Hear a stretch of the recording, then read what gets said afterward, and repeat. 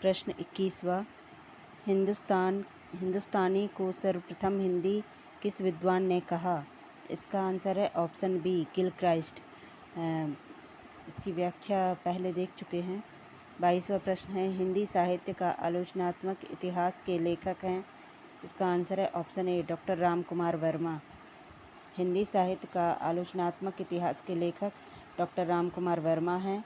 Doctor Ram Kumar Verma का जन्म 1905 ईस्वी में तथा निधन 1990 ईस्वी में हुआ था।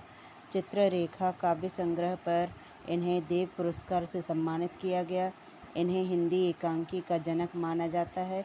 सन 1963 ईस्वी में इन्हें पद्म भूषण से सम्मानित किया गया। एकलव्य, रेशमी टाई, पृथ्वीराज की आँखें, दीपदान इनकी प्रमुख रचनाएं हैं।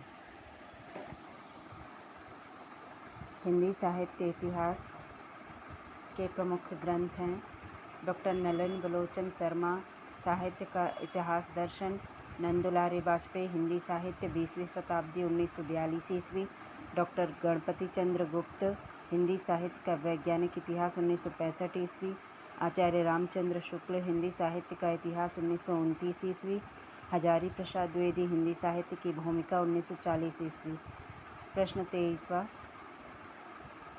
मैं इस्लाम के महत्व को भूल नहीं रहा हूँ, लेकिन जोर देकर कहना चाहता हूँ कि अगर इस्लाम ना आया होता तो भी इस साहित्य का बारह आना वैसा ही होता जैसा आज है। हिंदी के भक्ति आंदोलन के संदर्भ में यह कथन किसका है? इसका आंसर है ऑप्शन बी, आचार्य हजारी प्रसाद द्विवेदी का। उपयुक्त कथन आचार्य हजारी प्रसाद द्विवेदी ने अपने पुस्तक हिंदी साहित्य की भूमिका में हिंदी साहित्य भारतीय चिंता का स्वाभाविक विकास शीर्षक के अंतर्गत हिंदी की भक्ति आंदोलन के संदर्भ में कहा है। रामचंद्र शुक्ल ने भक्ति को पराजित, असफल और एवं निराश मनोवृत्ति की देन माना था। डॉक्टर राम कुमार वर्मा के अनुसार मुसलमानों के बढ़ते हुए आतंक ने हिंदुओं के हृदय में भय की भावना उत्पन्न कर दी थी। इस असहायावस्था में उनके पास ईश्वर से प्रार्थना करने के अतिरिक्त अन्य कोई साधन नहीं था।